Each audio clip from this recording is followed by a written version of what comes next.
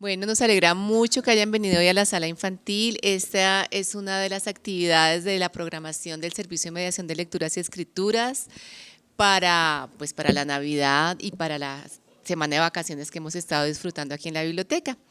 Los invitamos hoy a conversar con el autor Francisco Leal Quevedo, que lo tenemos hoy acá. Estamos muy felices de que haya venido a la biblioteca a conversar con los niños. ¿Todos lo conocen? ¿Si lo habían escuchado? ¿Han leído algo de ellos, de él? ¿Sí? Bueno, Francisco Leal es escritor de literatura infantil, pero también es filósofo, ha escrito también ensayos sobre medicina, sobre filosofía.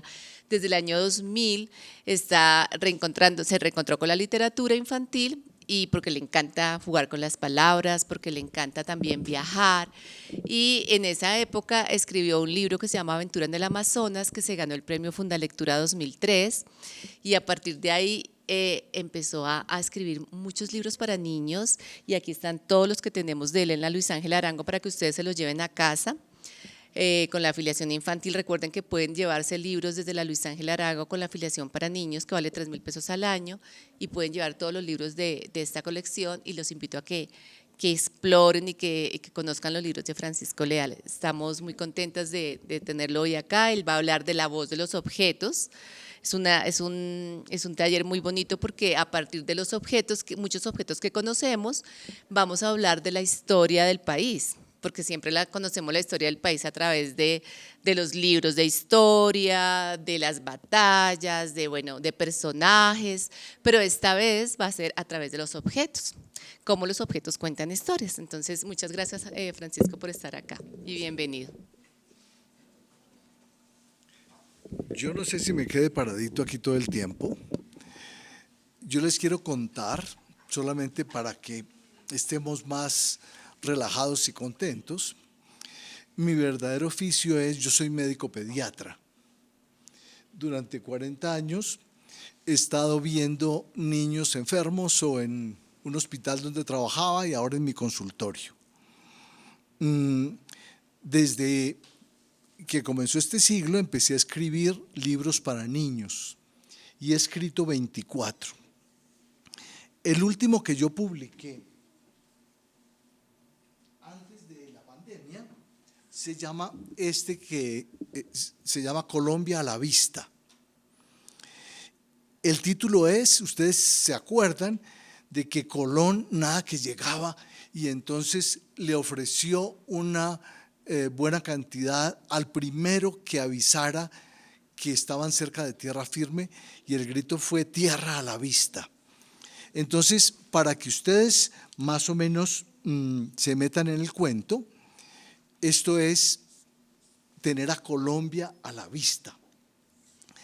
Pero siempre nos lo han contado de unas formas que a mí no me gustan, aún más ahora ya no enseñan historia de Colombia en los colegios, y me pareció bonito contarle en especial a los niños la historia de este país, pero no con sujetos. Es decir, no me importa si Bolívar nació en Caracas, ni si murió en Santa Marta, ni cuántas batallas hizo, ni cuántos presidentes hemos tenido, sino que yo quiero que las nuevas generaciones entren a la historia de este país, pues mirando la historia del balón, de la bicicleta, de muchos otros objetos. Esta fue la cartilla con la que muchísimos colombianos, fue la primera cartilla de lectura de este país. Y se la ha inventado el señor Quintana, que era un pedagogo, en 1930. Esto ya casi va a cumplir un siglo. Y ha sido el libro colombiano más vendido, porque imagínense tantas cartillas que se imprimían año por año, y fue el más vendido antes de que llegara a 100 años de soledad. Entonces lo he traído aquí porque es un objeto de la historia de Colombia. Les voy a mostrar esta, ¿la reconocerán? ¿Qué se imaginan que es esto? La novena de Aguinaldos. Este es el ejemplar más antiguo que se conserva. El original está aquí en la biblioteca y esto es de 1843. ¿Por qué me parece un objeto bonito y muy colombiano? A ver, yo he tenido en mi vida la oportunidad de viajar por muchos países. Ustedes saben que hay 197 países en el mundo. Yo he podido visitar 67, un poco más de la tercera parte.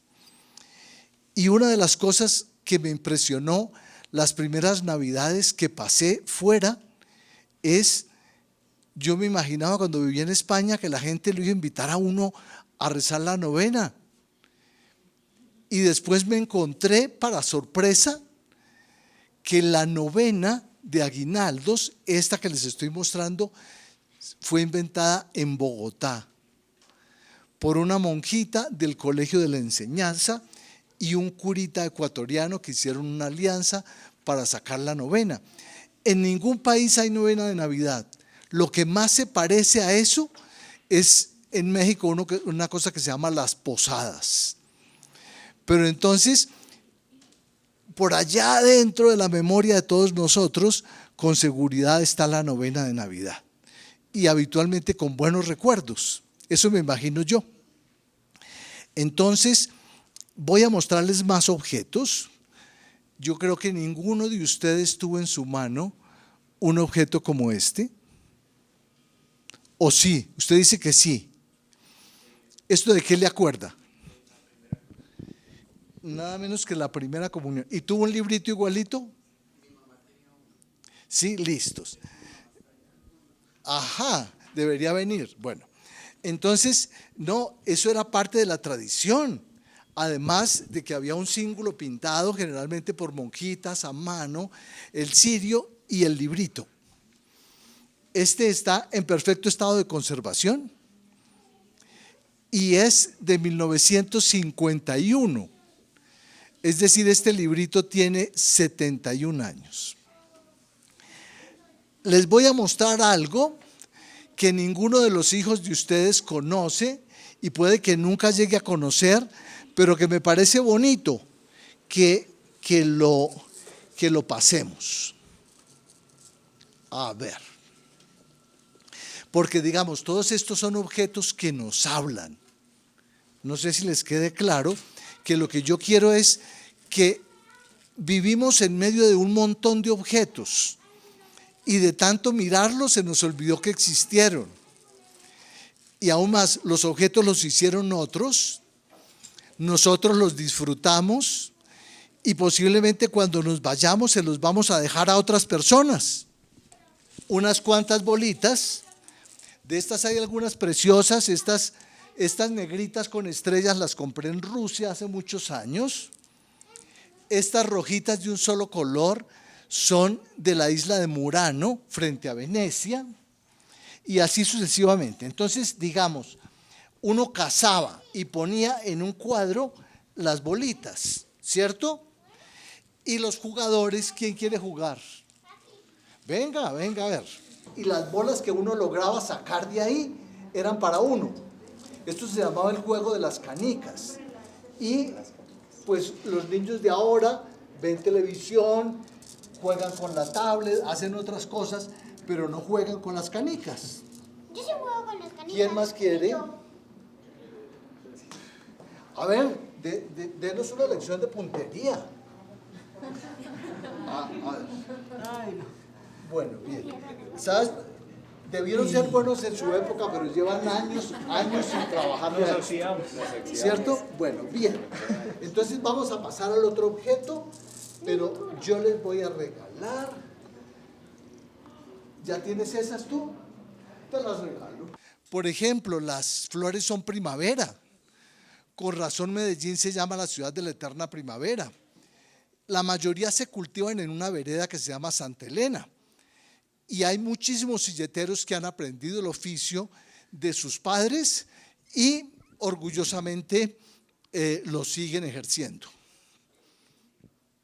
Entonces, digamos, el ejercicio es: ¿qué objetos son nuestros, colombianos?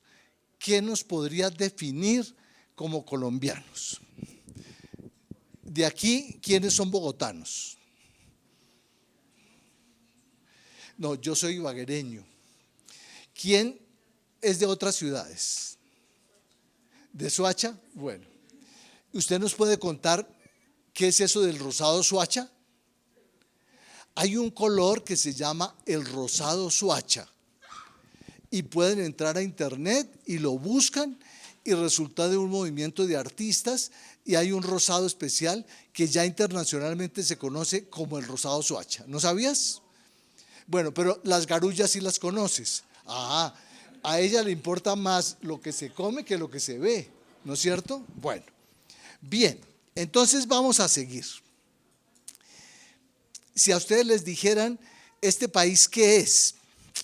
A ver, yo diría que es un país de regiones, múltiple y diverso, que Colombia es la gente y el lugar a los que yo personalmente amo entrañablemente, es todo el nudo de afectos en el que quiero seguir viviendo, es a donde estoy más unido, de donde me reconozco que soy y la llevo metida en mis 5 sentidos. Bueno, ¿la reconocen? ¿Qué ciudad es? Cartagena, claro que es Cartagena. La foto está tomada como subiendo hacia la popa, ¿sí? A esa montaña grande que hay allá.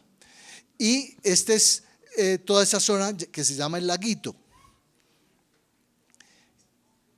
La bandera es uno de los objetos. En el libro pues les cuento toda la historia de la bandera. No se las voy a contar ahora, pero se reconoce que fue Francisco de Miranda prácticamente el que se inventó nuestra bandera. Esa niñita no es un objeto, no es una persona, pero posiblemente esa olla en la que se está haciendo el sancocho sí sea algo muy nuestro. Esas ollas de aluminio, de marca y musa, eso es realmente muy, pero muy nuestro. Entonces, yo quiero que con estos objetos vayamos a conocer un poquito este país.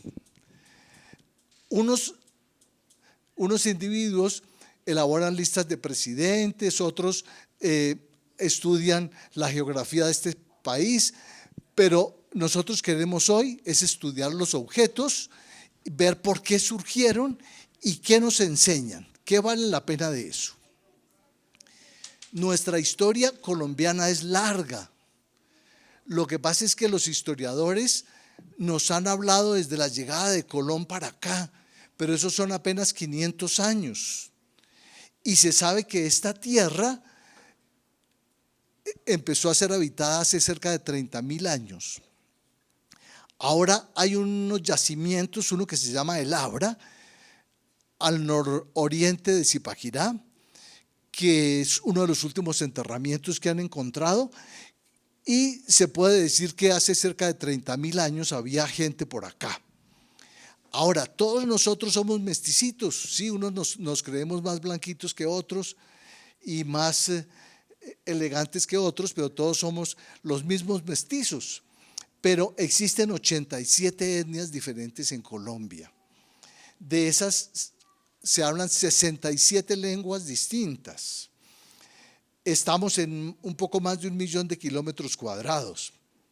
Y se calcula, los cálculos eran hasta finales de noviembre, que somos 51.049.000 colombianos.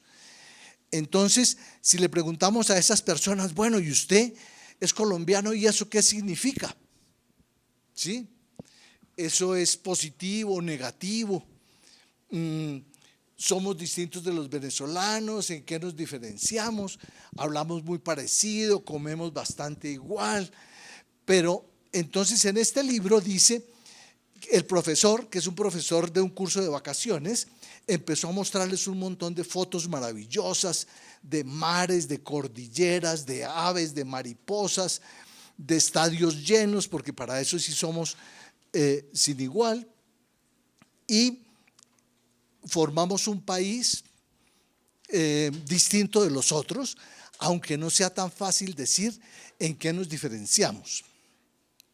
Y los vamos a mirar por medio de objetos. ¿Qué son los objetos? Son lo que está frente a mí, lo que yo intento conocer. Estos nos hablan del pasado, nos alegran el presente, nos acompañan, nos sobreviven, los transformamos, nos transforman, los hacemos, nos hacen y somos un poco nuestros objetos. Voy a sacarles un objeto que con seguridad a otras generaciones les decía más que a nosotros, pero que es un objeto muy representativo porque este país fue confesional hasta hace poco tiempo.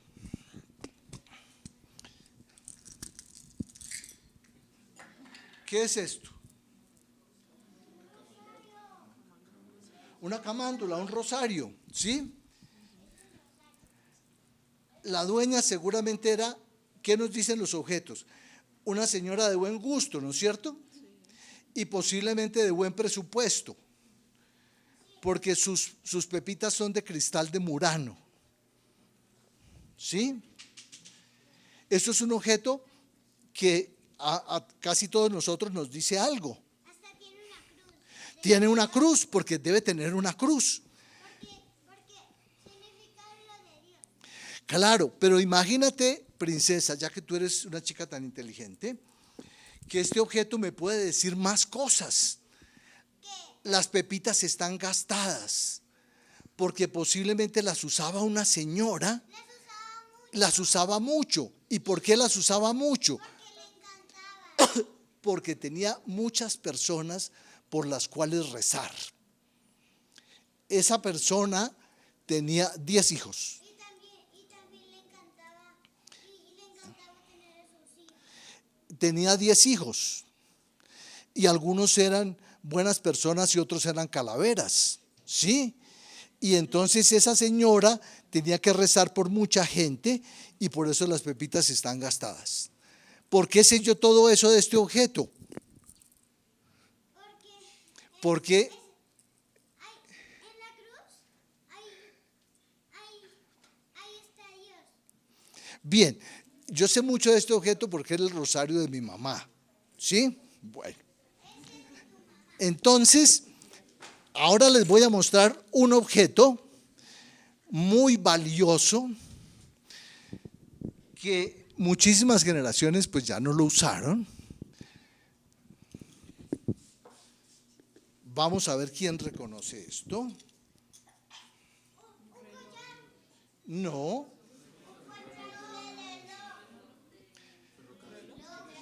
¿Qué? Es un reloj ferrocarril de Antioquia. Lo recibí de mi padre. Lo usé durante muchos años.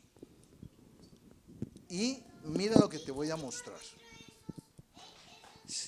Tiene aquí un triángulo de la masonería porque mi abuelo era masón. ¿Sí? Bueno. Y aquí está, dice Ferrocarril de Antioquia. Y no sé si se te hace raro, ¿cuál es la hora que marca ese reloj? 2:48. Bien, ¿y tu reloj qué hora marca?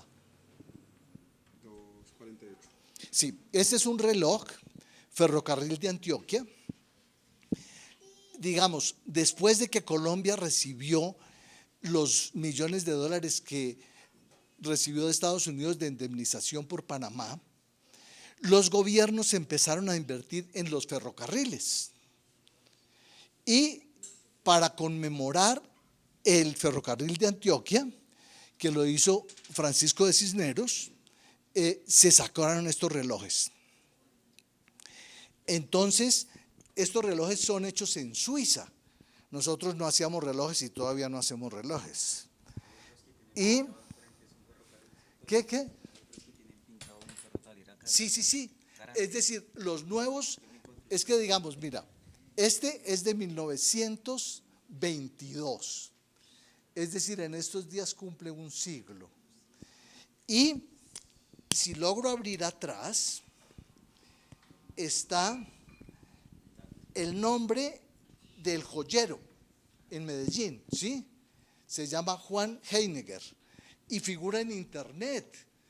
Y la gente elegante habitualmente usaba chaleco, yo usé chaleco en una época de mi vida, y esto se ponía acá y se llevaba en el bolsillo, ¿sí?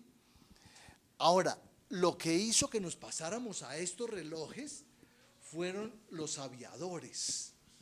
Esto estaba muy incómodo para que un aviador sacara semejante mamotreto y mirara la hora y todo eso, y se empezaron a utilizar estos relojes de pulso. Entonces yo siempre digo, es que los objetos hablan, si sabemos escucharlos. Lo que pasa es que hablan como en voz muy baja. Algunos existen prácticamente desde siempre, otros los hicieron nuestros ancestros. Cuando ellos se fueron, se quedaron con nosotros.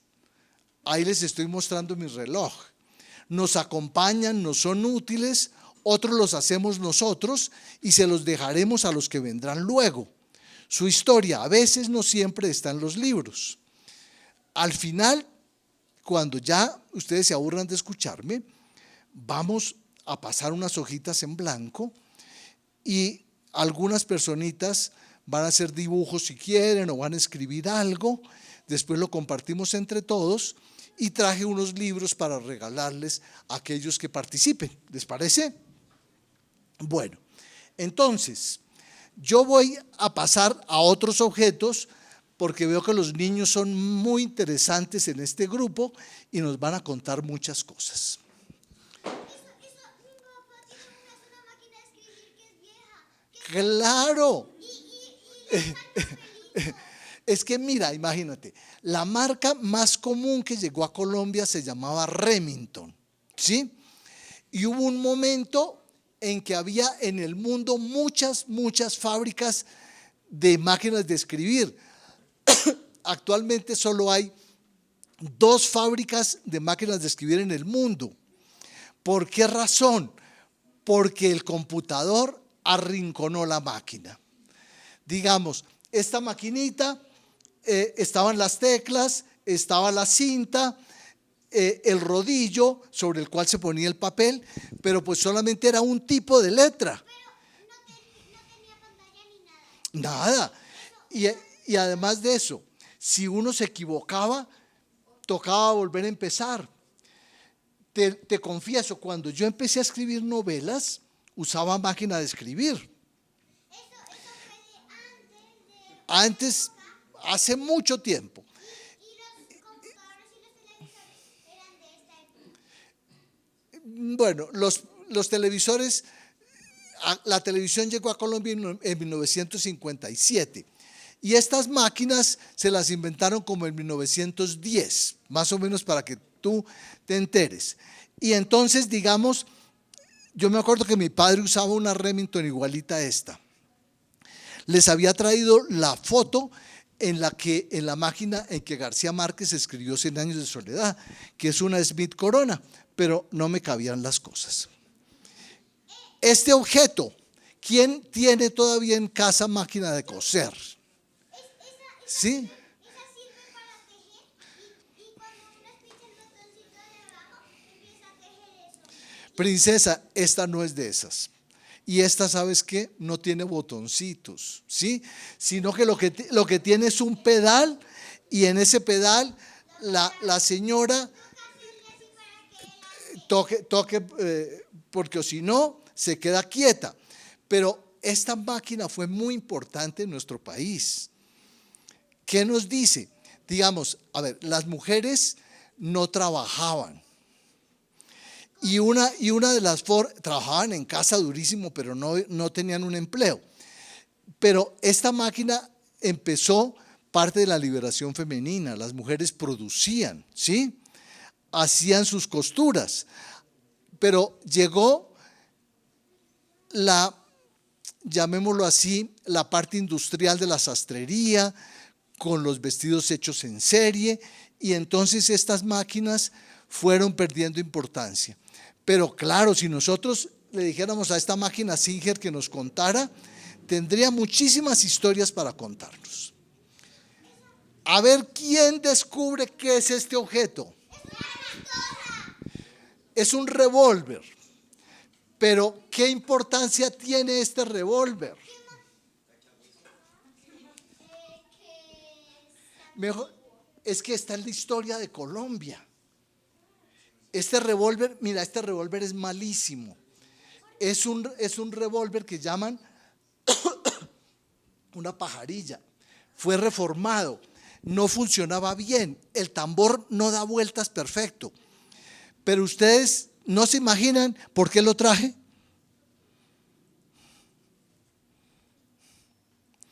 Fue el revólver del asesinato del siglo XX. Fue el revólver con el que mataron a Gaitán. Y este país cambió debido a la acción de ese revólver tan de mala calidad que tenía Roa, y con él le disparó a Gaitán y lo mató. Entonces, si nosotros viéramos lo que cuentan los objetos, seguramente entenderíamos este país. ¿Por qué traigo esta imagen? Es una de las masacres, ¿sí? En estas iglesias pasaron muchas cosas. El Cristo de Bojayá, que fue carbonizado y que todavía se conservan los muñones, es prácticamente todo un símbolo de lo que ha significado esta época de la violencia de nuestro país. A ver, aquí más de uno de ustedes me puede, o la vio, yo la vi, no monté en ella, pero lógicamente me sé la historia. ¿Quién de ustedes se imagina qué es y por qué la traje? Claro, esta fue la primera avioneta en que Pablo Escobar, como él decía, coronó un viaje con droga fuera del país. Y estaba en su hacienda Nápoles, que era un zoológico que uno podía visitar. Estamos hablando de hace un poco más de 40 años. ¿Quién reconoce este objeto? Guatavita, pero la laguna original, no la enorme laguna que después se hizo, que es una represa artificial. Pero aquí ocurría entonces ceremonias como esta. ¿Han visitado esta balsa en el Museo del Oro? Bien, correcto. Esa balsa es una obra de gran valor estético, pero la balsa que nosotros vemos no fue la original. Seguramente ustedes no sabían eso y lo vamos a leer aquí en el libro. Digamos, durante mucho tiempo era posible que uno iba a otro país y compraba obras de arte y las embalaba y se las llevaba para su propio país. Ahora hay toda una controversia y hay muchas naciones que les están pidiendo a las naciones que se llevaron sus tesoros que se los devuelvan. Hoy en el periódico, por ejemplo, hablan de que Inglaterra tiene en el British Museum muchísimas de las grandes obras de arte egipcio y que posiblemente las van a devolver. Y lo mismo nosotros tenemos un tesoro que se llama el Tesoro Quimbaya, que se lo donó un presidente de Colombia a la reina de España después de un laudo arbitral, y el presidente no tenía facultades para regalar un tesoro nacional. Entonces, a ver, leamos aquí un poquitito, ¿sí? A ver si tú nos colaboras. Desde aquí fuimos.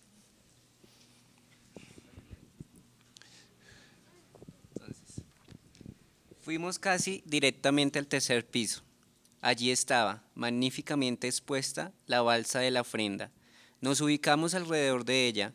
Miré cuidadosamente la base y los personajes. Me parecía increíble que tantos siglos atrás mis antepasados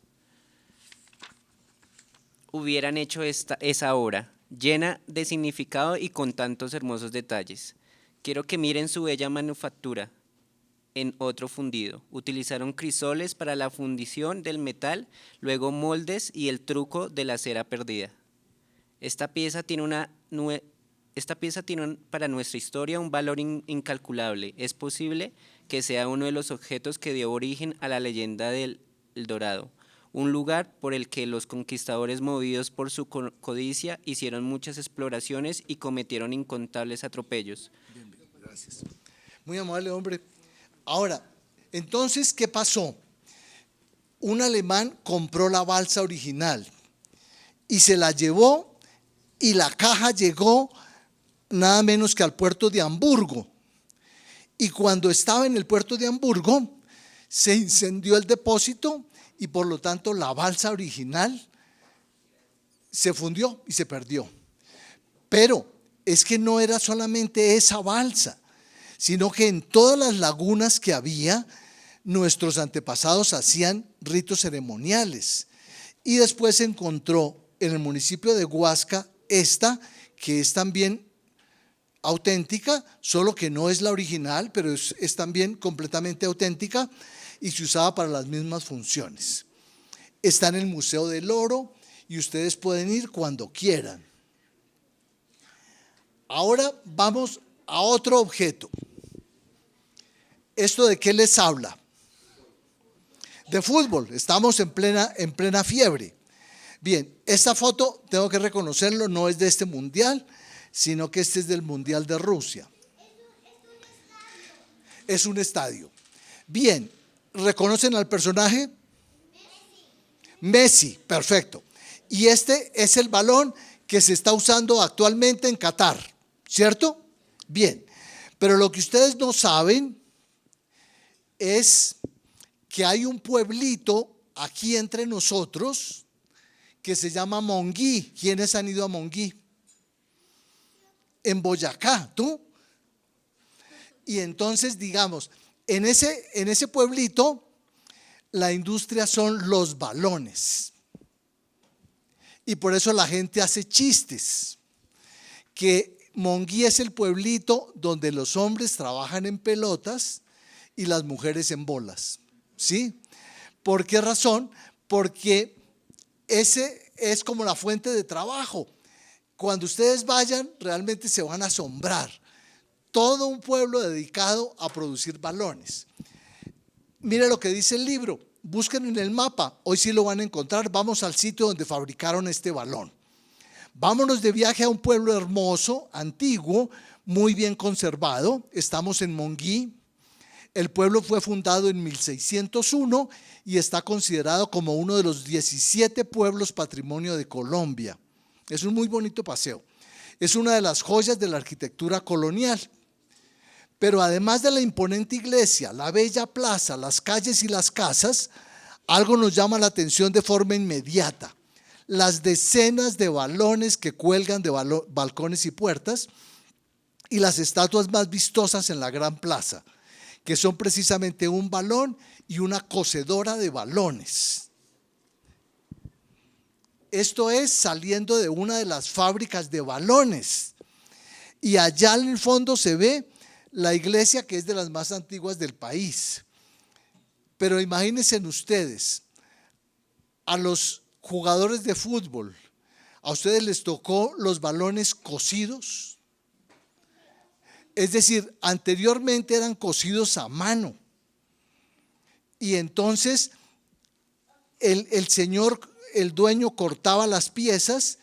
Los campesinos de Monguí iban a la fábrica el día lunes por la tarea de la semana, se llevaban a su casa los balones para armar y dale que dale a la aguja, y el sábado regresaban con los balones ya hechos. Entonces, mire por qué pasó eso. Monguí está enclavado en las montañas a 223 kilómetros de Bogotá y a unos 97 kilómetros de Tunja. Desde aquí nos tomaría unas 4 horas casi. Imagínense que un muchacho de Monguí, que es Froilán Ladino Agudelo, ya murió, le tocó prestar el servicio militar y lo mandaron a Leticia, en el Amazonas. El señor se fue a prestar su servicio militar cuando en un día libre le dio por tomar el barco, irse Amazonas abajo, llegar a Manaos, y allí en la cárcel funcionaba una fábrica de balones. Y Froilán aprendió a hacer balones. Y de pronto dijo, pues esta es la solución para mi pueblo. Y volvió a Monguí y montó la primera fábrica. Actualmente hay como 20 fábricas de balones y por esa razón la mitad de los balones con los que se juega en este país son hechos en Monguí. Entonces es un objeto que nos cuenta una hermosa historia. Esto, a ver, es un acordeón. Bien, ¿y en qué música se usa mucho el acordeón? En el vallenato, con seguridad. Pero mira, antes había más marcas, pero ahora se dice que para el vallenato solo se usa la marca Hohner. Esto es un acordeón Hohner.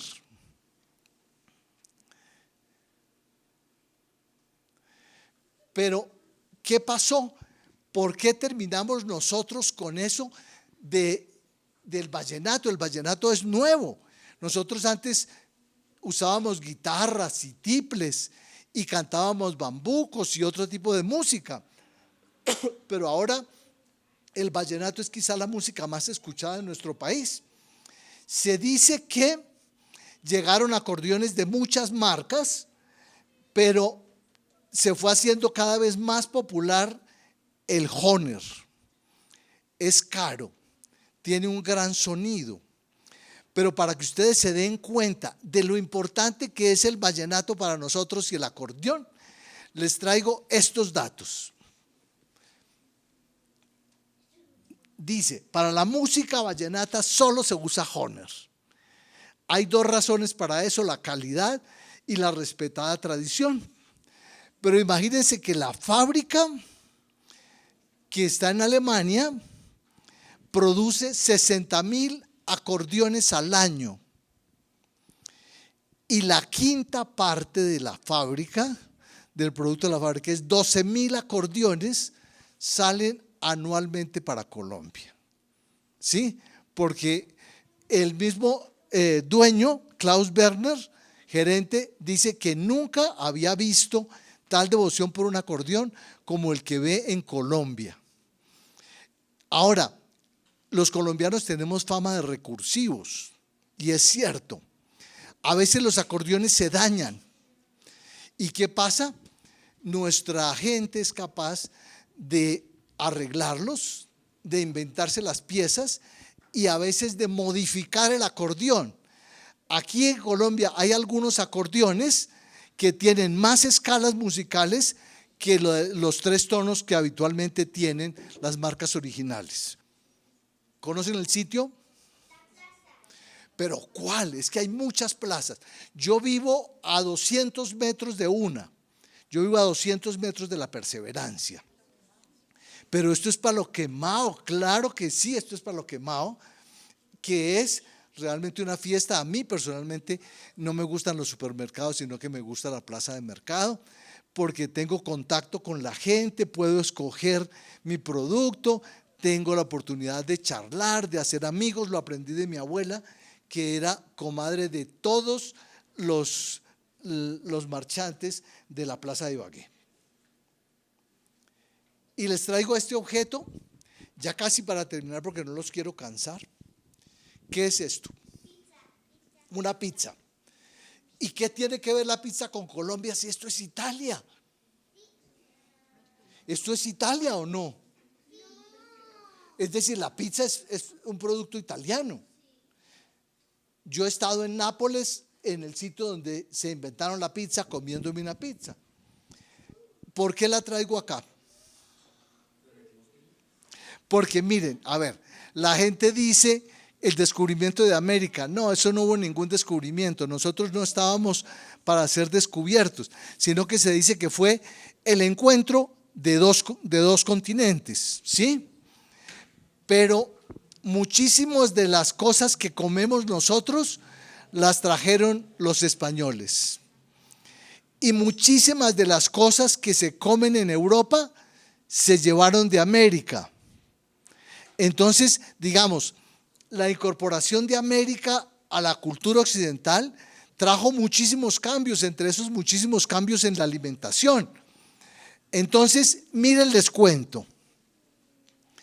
Alimentos que aportó América: el cacao, ¿sí?, el tomate, el aguacate, el maíz, la papa se originó cerca del Cusco, el ají, el pimentón, el maracuyá, el lulo, la curuba, la granadilla, la guayaba, la yuca, la papaya, la fresa, el tomate de árbol, maní, piña, batata y vainilla, entre otras cosas.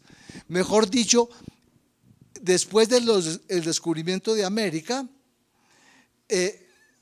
muchísimos individuos en Europa que pasaban hambre, pues ya tuvieron papa y tomate y otras cosas. Pero ¿qué nos trajo Europa? Nos trajo la lechuga, el pollo, las vacas, el cerdo. Nosotros no teníamos ni vacas ni cabras para la leche. Uva, pera, avena, apio, romero, tomillo, laurel, haba, alcachofa, rábano, mostaza, frambuesa, arándano, higo, mora, espárragos, acelga, arveja, cilantro, perejil y ajo. Y ustedes me dicen, bueno, ¿y el resto? ¿De dónde vino el resto? Pues los esclavos de África venían hasta sin ropa, los pobres, ¿sí o no? Pero no, sí nos trajeron cosas. Miren, de Asia recibimos la caña de azúcar, el arroz, el banano, la manzana, la cebolla, el trigo, la cebada, es decir, un montón de cosas importantes. Por ejemplo, el kiwi. Diadre, tú de niña ¿comías kiwi? ¿Sí? Porque es que, digamos, el kiwi es nuevo. El kiwi es australiano. Y seguramente la generación de tu mamá no comió kiwi, sino que se importaba. Ahora, los esclavos que llegaban no traían con ellos productos alimenticios propios de África. Venían desnudos y encadenados, pero sí tenían un conocimiento gastronómico ancestral. Por ejemplo, las frituras. Se dice que la arepa de huevo, por ejemplo, es la reina de las frituras del Caribe. Introdujeron las frituras, las salsas, guisos, dulces y formas de cocción como los encocados y otros secretos maravillosos. Entonces, fíjense que los objetos nos están contando muchas cosas. ¿Cómo se llama este objeto? ¿Sombrero qué? Vuelteado. Sí, muy bien. Digamos, mira, este sombrero se ha denominado en varios concursos como la artesanía número 1 de este país. ¿Quiénes tienen sombrero volteado? Yo tengo, por lo menos. ¿Sí? Bien. Mi abuelo tiene uno. ¿Sí? ¿Y te lo va a regalar? ¿No? Bueno, no le gusta. Bueno, y si tu abuelo es cabezón, no te queda el sombrero. ¿O no es cabezón? ¿No? Bueno, bien. Ahora, este sombrerito es reciente. Reciente como muchas de nuestras cosas. Originariamente se conocía como sombrero de vueltas o sombrero indiano. Volteado es un localismo por volteado, que es del verbo voltear, porque algunos sostienen que el número de vueltas es muy importante para la categoría del sombrero. Hay unos que tienen 21 y esos valen muchísimo más. Ahora te los hacen hasta con tu nombre de una vez bordado. Pero esto nació en un pueblito que se llama Tuchín, en Córdoba. Es un pueblo tan pequeño que no aparece en los mapas. Tuchín es un municipio del departamento de Córdoba, conocido precisamente por ser la cuna del sombrero volteado. Su población es de ascendencia indígena de la etnia zenú y por esa razón a veces se ha llamado el sombrero volteado zenú o sombrero sinuano. Entonces, si ustedes van de turismo por este país, paren en Tuchín. Fue prácticamente fundado bajo la época del gobierno de Rojas Pinilla hace cerca de 70 años. Bueno, un objeto que habla es claro. A mí me divierten muchísimo, me gustan, ¿sí? ¿Esta qué calle es? ¿Qué ciudad es? Ojalá la Candelaria. Se parece la arquitectura, pero esto es Cartagena.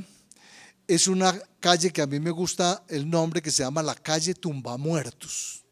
¿Sí? Bueno. Y, sí, mi amor, ¿qué ibas a decir? Y, ¿sabes cuándo hablan más esos loros? Cuando se mojan. Sí, en serio. Yo tenía un lorito y cuando llovía y le había caído en las plumas, esa tarde no paraba de hablar, ¿sí? Entonces, por eso es que cuando una niña habla mucho o un niño habla mucho, le dice, parece un lorito mojado, ¿sí? Bueno, ahora, ya vamos a terminar. ¿Reconocen esta pieza? Es que se llama el meteorito. Está a la entrada del Museo Nacional y fue la primera pieza que compró el Museo Nacional.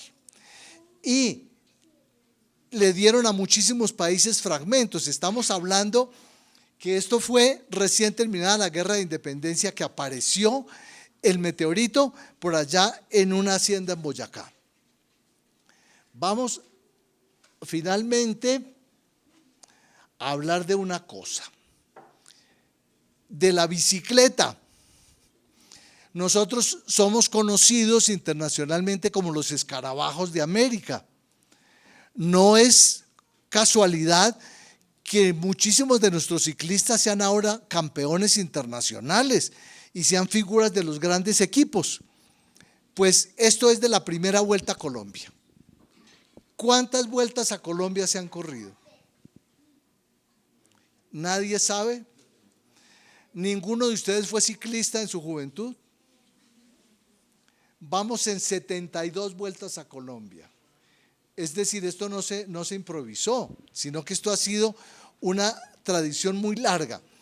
Este es nada menos que el Zipa Efraín Forero, el campeón de la primera vuelta ciclística a Colombia. Imagínense cómo eran las escaleras, las carreteras en el 51, ¿sí? Muchas veces a la caravana le tocaba parar y muchos de ellos terminaban llevando prácticamente a rastras la bicicleta. Hay una quebrada, había un derrumbe y entonces pasa que la carretera está anegada. Pero ustedes saben que ahora una vuelta ciclística se define por segundos. Miren lo que pasó en esa primera Vuelta a Colombia. Es el 5 de enero de 1951. Llegamos a la Avenida Jiménez. Aquí están los 35 participantes de la primera Vuelta a Colombia en bicicleta. Se dio la largada para recorrer 1.254 kilómetros repartidos en 10 etapas. Esa primera vuelta tiene una historia única. Prácticamente la patrocinaron entre El Tiempo, ¿sí?, Bavaria y Avianca. Era una época heroica porque el estado de las carreteras era calamitoso, llenas de huecos que causaron más de un accidente. Pero imagínense que entre las 3 primeras etapas, Efraín Forero les llevaba al segundo un poco más de 1 hora. Porque era, pues digamos, no solamente era un gran ciclista, sino que no había rivales entre nosotros. Entonces, la primera etapa con llegada a Honda la ganó el Zipa, de una manera fuera de serie. El siguiente corredor llegó 22 minutos más tarde. El siguiente día ganó la etapa al Fresno. Tras las 3 primeras etapas, la ventaja del Zipa sobre su rival más cercano era de 1 hora y 16 minutos. Pero esto siempre ha sido un espectáculo de multitudes y la bicicleta es uno de los objetos que nos da identidad a todos nosotros. Bueno, les iba a hablar del café, pero yo creo que ya me pasé de tiempo, ¿no es cierto? Sí, listos. Entonces, miren, estamos hablando de las zonas cafeteras. El café llegó a mover nuestra economía de una forma única. Y en esa zona hay algunas costumbres que son muy interesantes. ¿Esto qué es? ¿Cómo se llama? Un jipao, ¿sí? Es decir, después de la Primera Guerra Mundial, a Estados Unidos le sobraron miles de esos jeeps que habían utilizado en la guerra. Y entonces se los vendieron a algunos países, entre esos a nosotros. Y este jipao se ha convertido en esa zona, prácticamente es capaz esta gente de en ese vehículo llevar todo el trasteo de una casa. ¿Sí? Esto es un jipao completo. Ahora, hay gente que las llama las mulas mecánicas. ¿Ustedes qué opinan? ¿Está bien el nombre?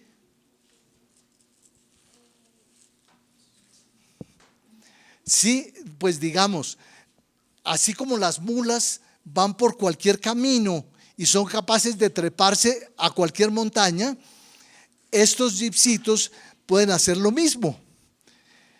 Y en Armenia por eso se hace ahora concursos de jipaos. Y yo prefiero llamarlos el rey del camino, porque realmente no tienen ninguna competencia.